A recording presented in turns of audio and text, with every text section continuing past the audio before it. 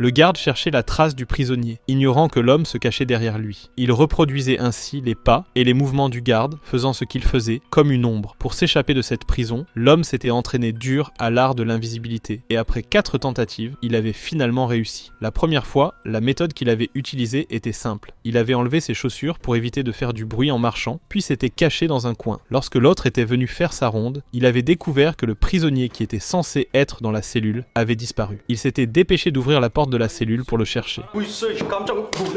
La deuxième fois, il avait visé le mur de la cellule. Après s'être assuré qu'il était stable, il avait commencé à grimper sans cesse jusqu'à atteindre le rideau du haut. Lorsque le garde était revenu faire sa ronde, il avait découvert que ce type jouait encore à cache-cache. Voyant que personne ne répondait, il s'était mis en colère et avait immédiatement ouvert la porte de la cellule pour se précipiter à l'intérieur.